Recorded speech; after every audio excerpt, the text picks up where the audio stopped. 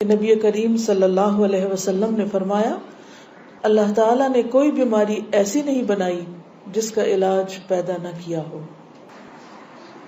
کچھ چیزوں میں یقینی شفا ہے، جن میں نمبر 1 شہد ہے، ہنی۔ ابو سعید رضی اللہ عنہ سے روایت ہے کہ ایک آدمی نبی صلی اللہ علیہ وسلم کی خدمت میں حاضر ہوئے اور عرض کیا کہ میرا بھائی پیٹ کی تکلیف میں مبتلا ہے۔ آپ نے فرمایا اسے شہد پلاؤ۔ پھر دوسری مرتبہ وہی صحابی حاضر ہوئے، آپ نے اسے اس مرتبہ بھی شہد پلانے کے لیے کہا۔ وہ تیسری بار آیا اور عرض کیا کہ میں نے عمل کیا ہے لیکن شفا نہیں ہوئی۔ آپ نے فرمایا اللہ تعالیٰ سچا ہے اور تمہارے بھائی کا پیٹ جھوٹا ہے، اسے پھر شہد پلاؤ۔ چنانچہ انہوں نے پھر شہد پلایا تو اسے تندرستی ہو گئی، کیونکہ قرآن مجید میں آتا ہے کہ شہد کے بارے میں کہ وہ شفا ہے، فیہ شفاء للناس۔ کلونجی میں شفا ہے۔ نبی صلی اللہ علیہ وسلم نے فرمایا سیاہ دانوں میں ہر بیماری سے شفا ہے سوائے موت کے۔ عجوہ کھجور، رسول اللہ صلی اللہ علیہ وسلم نے فرمایا عجوہ جنت کے پھلوں میں سے اور اس میں زہر سے شفا ہے۔ یعنی اگر آپ سمجھتے کہ آپ کے جسم میں آپ کو بلڈ پوائزنس ہو گیا ہے یا ویسے آپ کے اندر بہت ٹاکسنز ہو گئے ہیں تو اس صورت میں بھی آپ اس سے فائدہ اٹھا سکتے ہیں۔ نبی صلی اللہ علیہ وسلم نے فرمایا جو شخص روزانہ چند عجوہ کھجوریں کھا لیا کرے اسے اس دن رات تک زہر اور جادو نقصان نہیں پہنچا سکیں گے۔ بعض جگہ 7 کھجوروں کا ذکر ہے اور بعض اس میں چند دانوں کا ذکر ہے، تو اگر افورڈ کر سکے تو ایک دانہ ہی روز کھا لیں، 3 کھا لیں، 5 کھا لیں، 7 کھا لیں۔ لیکن یہ ہے کہ ایسے شخص کو اگر کوئی زہر بھی دے یا اس کو کوئی جادو کی کوشش کرے تو اثر نہیں ہوگا۔ اسی طرح برنی کھجور، کھجور کی قسم ہے۔ رسول اللہ صلی اللہ علیہ وسلم نے فرمایا سب سے بہترین کھجور برنی ہے، وہ بیماری کو دور کرتی ہے اور خود اس میں کوئی بیماری نہیں ہے، یعنی شفا کا ذریعہ ہے۔ پھر زمزم۔ ابو جمرہ کہتے ہیں کہ میں ابن عباس رضی اللہ عنہ سے لوگوں کے بے قابو ہجوم کو دور رکھتا تھا۔ ابن عباس ایک اسکالر تھے، مفسر قرآن، تو لوگ ہجوم کر دیتے تھے ان پر، لیکن کچھ عرصہ نہ جا سکا۔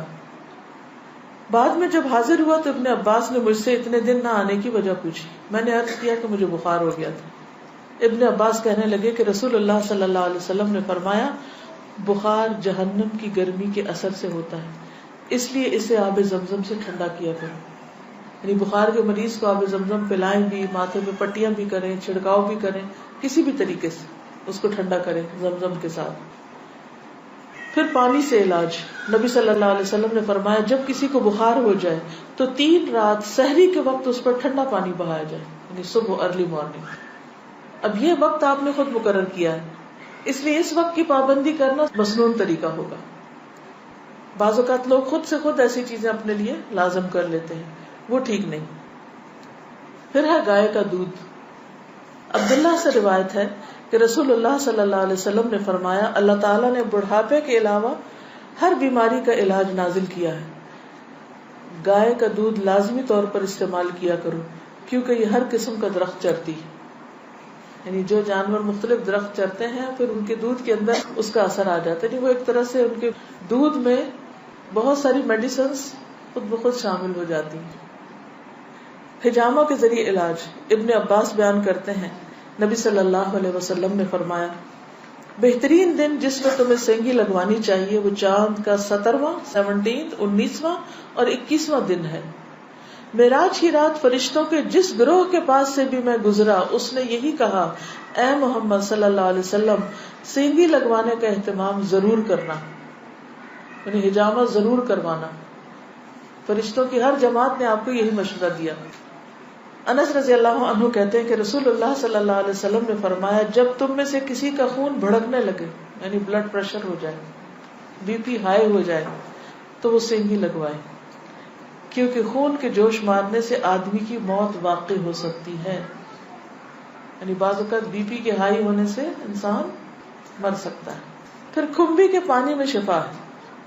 کھمبی جو من کی ایک قسم ہے جس کو یہ کہتے ہیں مشروم، اور اس کا پانی آنکھ کی دوا ہے۔ عود ہندی میں شفا ہے۔ ام قیس سے مروی ہے کہ میں اپنے ایک لڑکے کو لے کر حضور صلی اللہ علیہ وسلم کی خدمت میں حاضر ہوئی۔ میں نے اس کی ناک میں بتی ڈالی تھی، اس کا حلق دبایا تھا، چونکہ اس کو گلے کی بیماری ہو گئی تھی. آپ نے فرمایا تم اپنے بچوں کو انگلی سے حلق دبا کر کیوں تکلیف دیتی ہو؟ یہ عود ہندی لو، اس میں 7 بیماریوں کی شفا ہے. ان میں سے ایک ذات الجنب، پسلی کا برم یعنی کہ نمونیا. اگر حلق کی بیماری ہو تو اس کو ناک میں ڈالو، اگر ذات الجنب ہو تو حلق میں ڈالو. یعنی بعض چیزیں ناک کے راستے بھی ٹپکائی جا سکتی، بعض گلے میں ڈالی جا سکتی.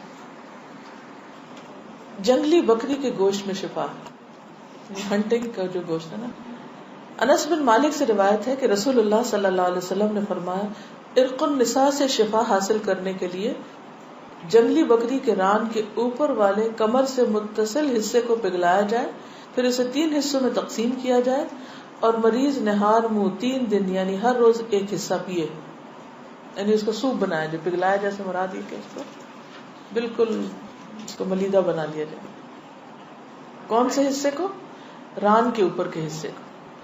تلبینہ. عائشہ رضی اللہ تعالی عنہا بیمار کے لیے اور میت کے سوگواروں کے لیے تلبینہ پکانے کا حکم دیتی تھی اور فرماتی تھی کہ میں نے رسول اللہ صلی اللہ علیہ وسلم سے سنا ہے کہ تلبینہ مریض کے دل کو سکون پہنچاتا ہے اور غم کو دور کرتا ہے. مہندی.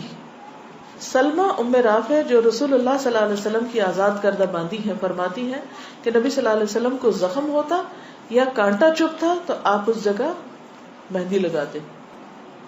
اور آخری بات یہ کہ پرہیز علاج سے بہتر ہے. ام المنذر بنت قیس انصاریہ کہتی ہیں کہ رسول اللہ صلی اللہ علیہ وسلم میرے پاس آئے، آپ کے ساتھ علی رضی اللہ عنہ بھی تھے جو ابھی ابھی بیماری سے صحت یاب ہوئے تھے.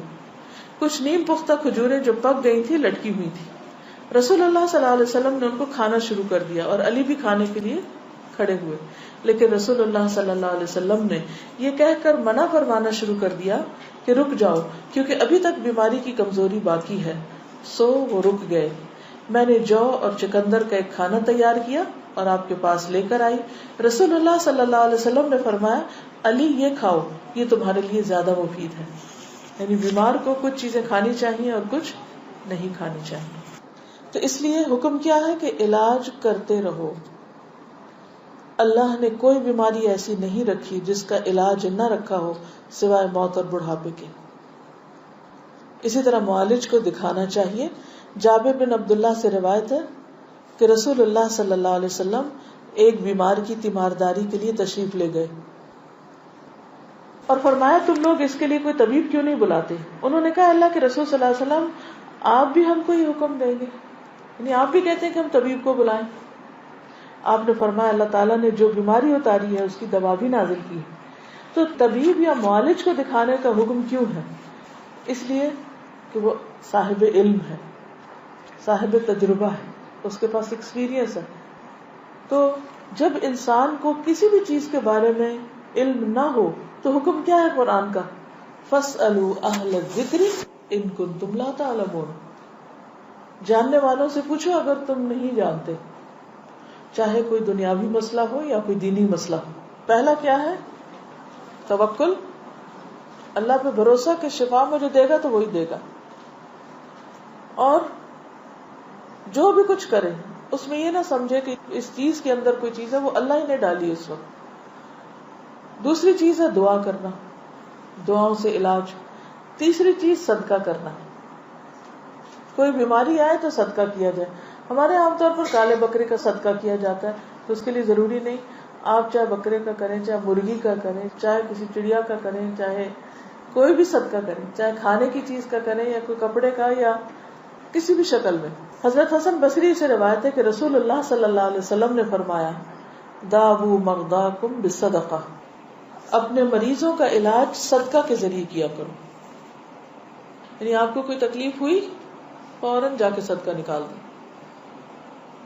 تیسری چیز کتاب اللہ سے علاج، یعنی قرآن مجید شفا ہے. اور یہ کہاں سے پتہ چلتا ہے؟ خود قرآن مجید سے ہی پتہ چلتا ہے. وَنُنَزِّلُ مِنَ الْقُرْآنِ مَا هُوَ شِفَاءٌ وَرَحْمَةٌ لِّلْمُؤْمِنِينَ وَلَا يَزِيدُ الظَّالِمِينَ إِلَّا خَسَارًا. اور ہم قرآن میں جو کچھ نازل کرتے ہیں وہ مومنوں کے لیے تو شفا ہے اور رحمت ہے، مگر ظالموں کے خسارے میں ہی اضافہ کرتا ہے. تو قرآن مجید میں جو کچھ ہے وہ سارے کا سارا شفا ہے. لیکن یہ جو کسی پہ خود سے پابندی خود ساختہ لگا دینی ہے نا کہ 300 بار پڑھو یا 1000 بار پڑھو یا رات کے وقت پڑھو یا صبح کے وقت پڑھو یا عشاء کے بعد پڑھو، وہ بعض اوقات لوگوں کو بلا وجہ کی مشقت میں مبتلا کرنا ہوتا ہے. اور نبی صلی اللہ علیہ وسلم کی سنت سے اس کا کوئی ثبوت نہیں کہ آپ نے صحابہ کو کوئی خاص نمبر بتایا ہو اور یہ کہا ہو کہ یہ اس وقت میں بیٹھ کے پڑھو یا اندھیرا کر کے پڑھو یا پانی کے کنارے پہ جا کے بیٹھ کے پڑھو. یہ پھر خود ساختہ پابندیاں ہو جاتی ہیں اور لوگ بھی ڈرنے لگتے ہیں کہ اگر یہ 41 دن نہ پڑھی یہ چیز تو کام نہیں ہونے کا. نہیں، اللہ تعالیٰ تو ایک دفعہ سے بھی سنتے ہیں. لا الہ الا انت سبحانک انی کنت من الظالمین. اصل چیز ہے کہ اخلاص اور شوق کے ساتھ انسان پڑھے. صرف اس کو ایک رٹو طوطے کی طرح رٹتے رہتے ہیں، پڑھتے رہتے ہیں، نہ کوئی یقین ہوتا ہے، نہ کوئی روح ہوتی ہے اور نہ ہی کوئی سمجھ ہوتی ہے کہ کیا پڑھ رہے ہیں. یہ ٹھیک نہیں. اسی طرح غیر شرعی علاج سے بھی پرہیز کرنا چاہیے. قیس بن سکن اسدی کہتے ہیں کہ عبداللہ بن مسعود نے اپنی بیوی کو دیکھا کہ اس نے خسرے کی بیماری کی وجہ سے تعویذ پہنا ہوا تھا. خسرہ کی بیماری معلوم ہے، جو سارے جسم کے اوپر وہ دانے آ جاتے ہیں. آپ نے اسے سختی سے کاٹا اور کہا کہ عبداللہ کی آل شرک سے بیزار ہے. ہم نے رسول اللہ صلی اللہ علیہ وسلم سے یہ بات بھی یاد کی ہے کہ بلا شبہ جھاڑ پھونک، تعویذ اور محبت کا جادو شرک ہے. یعنی کسی کو مسخر کرنے کے لیے جادو کرنا، کوئی ایسے ٹوٹکے کرنا، وہ بھی شرک میں آتا ہے. یعنی بعض خواتین ہوتی ہیں نا، وہ اپنے شوہر کا دل جیتنے کے لیے بابوں کے پاس چلی جاتی ہیں، وہاں سے کچھ عملیات کرواتی ہیں، تو یہ شرک میں آ جاتا ہے. اسی طرح کوئی چیز باندھ کے اسے گلے میں لٹکا لینا، یہ بھی درست نہیں. اس کو پڑھنا چاہیے. اور شرک یا دم جو ہے یہ سب کچھ پھر شرک میں شامل ہو جاتا ہے. اسی طرح حرام ادویات بھی منع ہے. نبی صلی اللہ علیہ وسلم نے حرام ادویات کے استعمال سے منع فرمایا ہے. ابو ہریرہ سے روایت ہے، سنن نبی داؤد. آپ نے فرمایا جس نے حرام چیز کے ساتھ علاج کیا اللہ تعالیٰ اس کے لیے اس میں شفا نہیں رکھے گا. یعنی حرام شفا نہیں دیتا، وہ مزید کسی بیماری کو بڑھانے کا ذریعہ بن جاتا ہے. آج کل آپ دیکھیں کہ کتنا زیادہ سائیڈ ایفیکٹس کے بارے میں آپ سنتے ہیں. تو بعض اوقات ایسی دوائیاں جو ایک مرض کو بظاہر کیور کرتی ہیں، وہ اپنے ٹاکسنز اور جگہوں پر اتنے زیادہ پیدا کر دیتی ہیں کہ جس سے ایک مرض جاتا ہے تو ایک اور نکل آتا ہے، جو مکمل شفا نہیں ہوتی. الکوہل سے علاج کرنا منع ہے. بعض لوگ کھانسی وانسی میں وہ دیتے ہیں نا برانڈی، اور کہتے ہیں بس ایک چمچہ بچے کو پلا دو تو ٹھیک ہو جائے گا. چاہے اس سے وہ ٹھیک ہو بظاہر، لیکن وہ مزید مرض پیدا کرنے والی، وہ شفا کا ذریعہ نہیں بلکہ بیماری. نبی صلی اللہ علیہ وسلم نے جو فرمایا کہ 3 چیزوں میں شفا ہے، اس میں ایک شربت اصل، شہد پینا، اور دوسرا شرطت محجم، یعنی اس کے کٹ میں وہ جو حجامہ والا کٹ لگاتا ہے، اور تیسرا داغنا. تو میں تمہیں داغنے سے منع کرتا ہوں. 2 طریقے ٹھیک ہے، شربت اصل ٹھیک ہے، شرطت محجم ٹھیک ہے، لیکن داغنا ٹھیک نہیں.